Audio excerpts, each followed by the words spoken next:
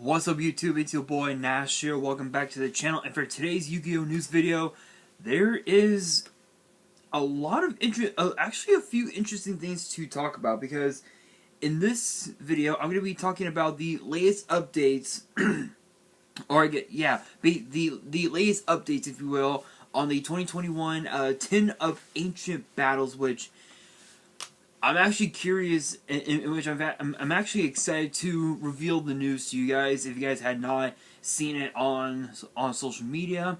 I'm also going to be talking about two brand new cards coming out of the next deck build set, Grand Creators, and a brand new structure deck will be coming out soon. But what is it? You'll have to find out at the end of the video, because that'll be the last thing I'll be talking about in today's video. But the Tin of Ancient Battles, originally we were supposed to have gotten these at the end of this month, which is actually August, which is actually next week actually, but unfortunately that did not happen as because of the pandemic. You guys know it's being pushed back to September 30th, which is the end of September, beginning of October. And we have some news regarding that. So we have the world premiere cards, basically. So let's see. The Yu-Gi-Oh news crew has revealed some extra details about the upcoming 2021 tins. The first piece of news is getting the English names for the world premieres that come with the tin that support Dark Edition and Blue Eyes White Dragon decks. We have seen, as we have seen in their OCG equivalent. Ooh, excuse me. In the World Premiere Pack 2021. So the three cards that we're getting are Magician's Salvation, Piercing the Darkness, and the True Light. Which the True Light is basically the Blue Eyes equivalent to Eternal Soul, basically. Piercing the Darkness, I mean, the artwork is cool. I like it, but the effect is just not there. Now, Magician's Salvation, on the other hand, that's a really good card. That is a good card that can be used competitively, in my honest opinion. So that's that's a big card that you guys should definitely pick up. And there's even also going to be an ultra rare reprint of Divine Arsenal AA Zeus Sky Thunder. Yes, ultra rare. Kind of disrespecting the legacy of what Zeus, that Zeus started as a secret rare, but given the fact that it's getting a reprint, I think it's very much needed. I know that there were rumors of Zeus being reprinted in, I think, what was it, Brothers of Legend, if I remember correctly, but it's being reprinted in the tins. And also, as an interesting detail, the 2020 Tin of Lost Memories can be stacked with the 2021 Tin of Ancient Battles to complete a full view of the legendary battle in ancient Egypt. So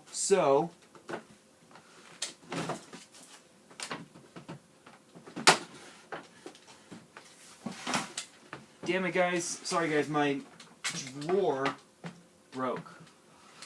There we go. Got it fixed. I got it fixed, guys. I actually had to get my tin, but this was actually last year's tin. Yes, I still have one sealed. I actually decided to open up two of my three from last year, but I'm actually looking forward to it. And I will definitely showcase you guys once I get the tins. I'm actually going to show you guys the full set, the full view, if you will, of the tins. But honestly, you know what? To be honest, Divine Zeus getting reprint as an ultra rare, very much needed. I know that TCG Player, if I remember correctly, no sponsors here. Yet anyway, I think that they have it priced what was the price of it? I'm actually gonna look it up right now. But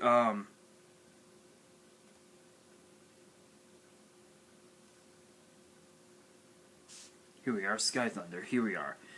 Apparently, TCG Player has it priced at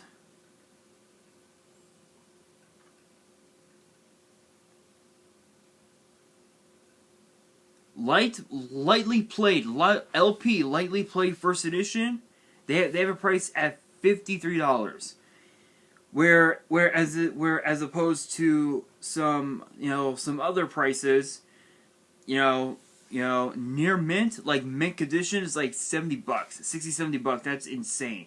So the reason why the price went down was because of the fact that the card is being reprinted. So, but honestly, I'm glad that Zeus is finally getting its reprint. But we all know that the card is just going to be extremely expensive still. But I will have more details on the tins as they come. I heard rumors that we're getting Proxy F Magician reprinted in the tins. I don't remember. I saw on Instagram that the cards were being reprinted. So I'm not so sure. Let me take a look.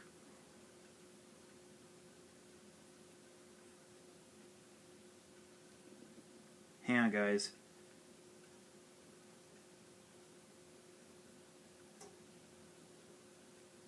If I can find it somewhere. If I can find it. Don't think it's here. Yeah, it's not on my saved. So I'll have to go to here. And if I remember correctly, here we are. So apparently, as far as we know, like the cards that are going to be reprinted in the tins, and I have it on here on my Instagram. We have Dark Templar Ignister, Adamantipare Crystal Raptite, Fury of Kurioshin, Infernal Knight Oliver, Rainbowzu, Retime Reviver Emitter, Eyes Ritual, IQ, Doyon Ignister, Lantern Shock, Bellcat Fighter, Indulge Dark Lord, Melfi Tag, Melfi Playhouse, Melfi Caddy, Dogmatic Chasm, Curse of Dragon, the Cursed Dragon, Goki Ironclaw, Cyberus Accelerator, Resonator Command, Proxy F Magician, Awakening of the Possessed, Gagiobite,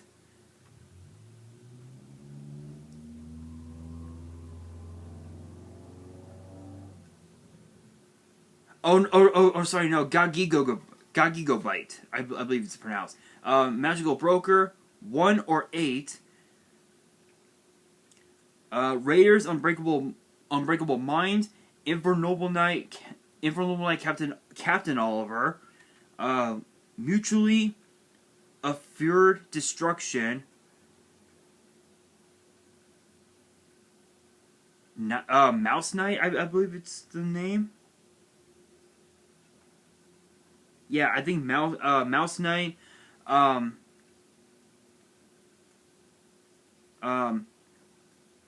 Ibicella Lutea, and then Deep Sea Sentry. Those are some of the cards that are being reprinted in the tins. As far as we know, I don't know if it's true. But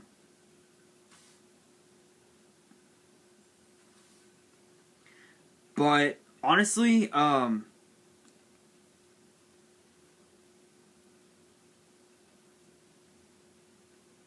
but honestly, those those cards are nice. You know, it's nice to get those reprinted. But one card that I would love to see get a reprint is obviously Access Code Talker. Access Code Talker has been a very broken card, a very broken staple in the meta. Just being able to just omni negate any card that your opponent may have is just insane. It is absolutely insane.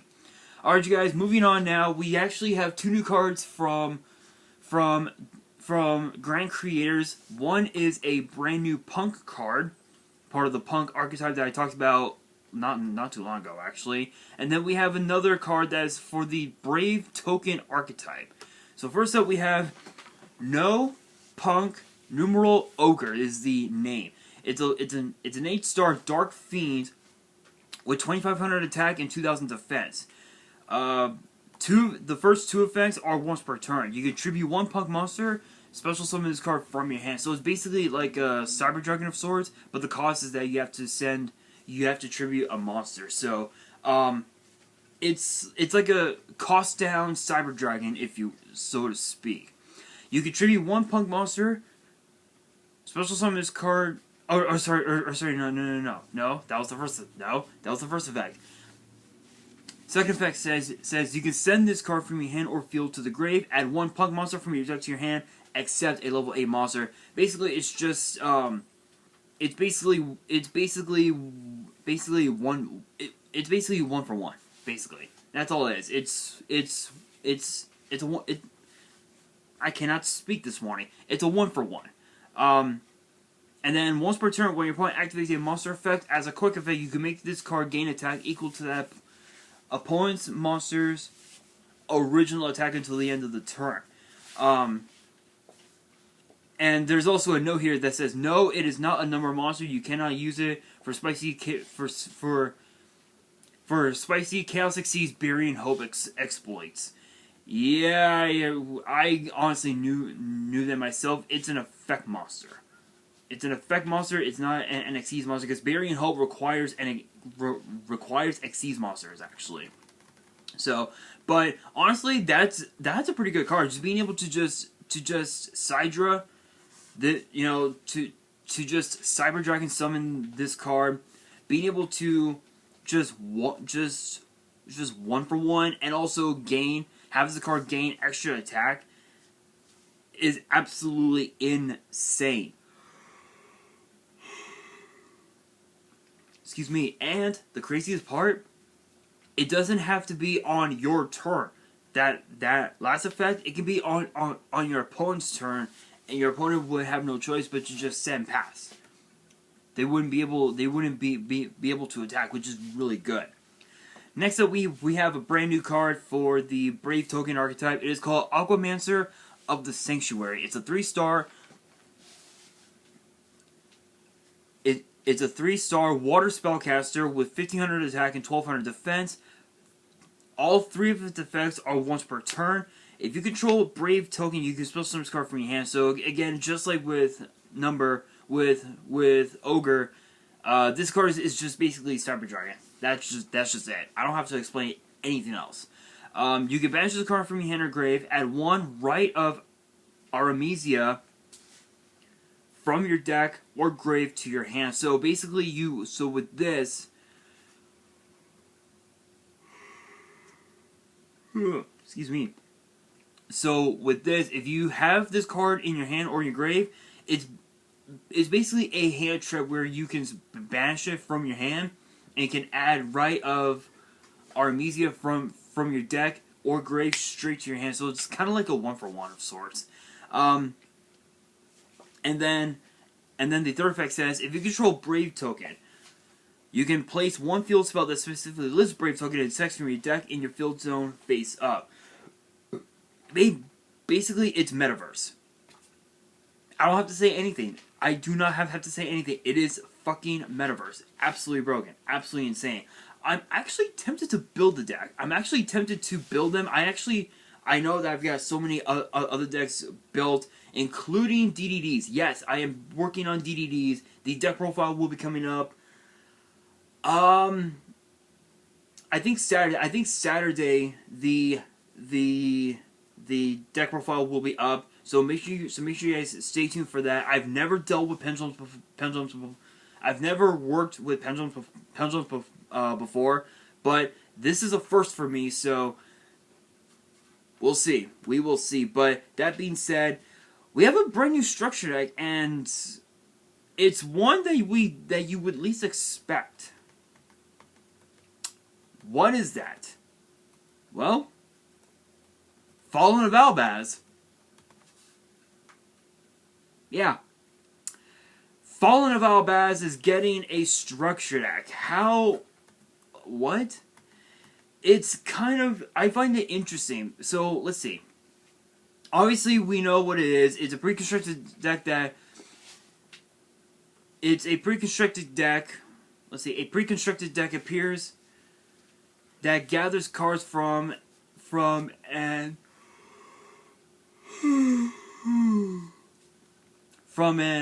OCG original story theme that made its debut in Rise of the Duels that came out in April of 2020. It's a fusion dragon deck whose image concept is based around the ability of Fallen of Albaz to transform into dragons by absorbing all sorts of powers. That has new cards and that further... Ooh, excuse me. Hang on, guys. There we go. That further enhance your ability to enjoy the world building of this theme. There are token cards included with the token pack at the same time. The token packs super rare cards also come in secret rare foiling. So there are 46 cards, a pack of 5 token pack of 5 cards, a reversible special dual field or playing guide of swords. The pre-constructed deck comes with 2 ultra rares, 1 super rare, and 6 normal parallels.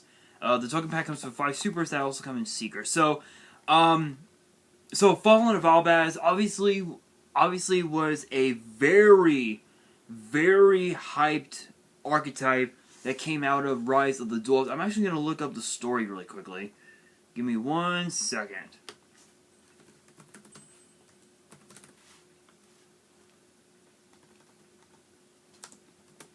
Let's actually go to here. I actually want to look up the story of Fallen of Albaz because I don't know much about it. So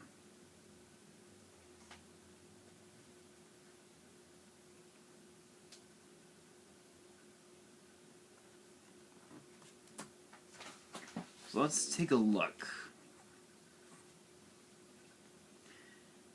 If I'm able to search, let's see.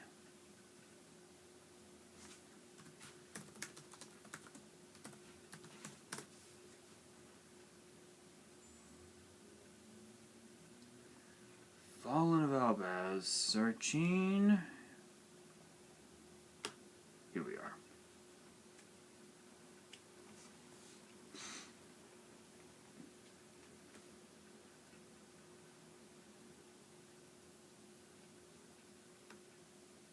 No, I don't want the card. I want the archetype.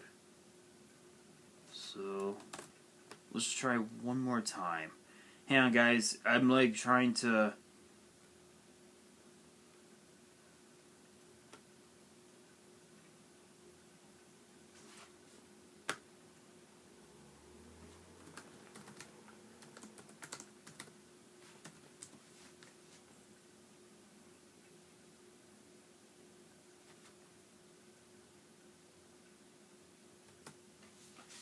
I'm actually trying to find the archetype.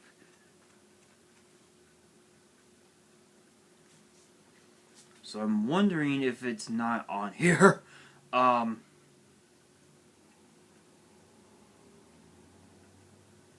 anyway, while it's trying to load, because I have too many links on this laptop. Honestly, the Fallen of Albaz are getting its own structure deck. I think it's awesome. I know that it was super hyped last year in 2020 when Konami started to announce it. So for it to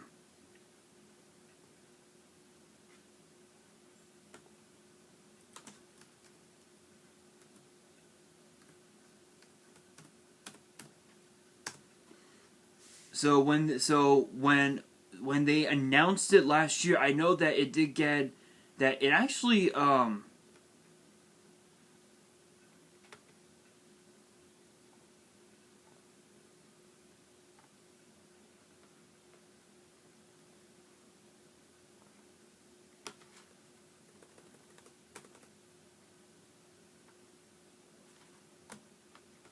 that it it got a couple of tops. I don't know if I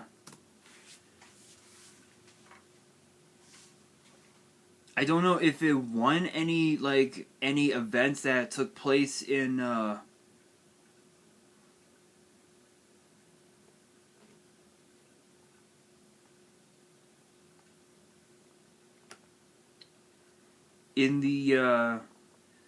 you know, any any remote duel tournament. I don't know if it did or not, but yeah, yeah, I can't seem to find it. But anyway, honestly, I'm actually excited for this structure deck. I don't know exactly what exactly we'll be getting, but because that Fallen of Albaz is getting is getting new support. Obviously, we can assume that that the card itself, Fallen of Albaz, is getting support, is getting a reprint. Probably a ultra rare reprint.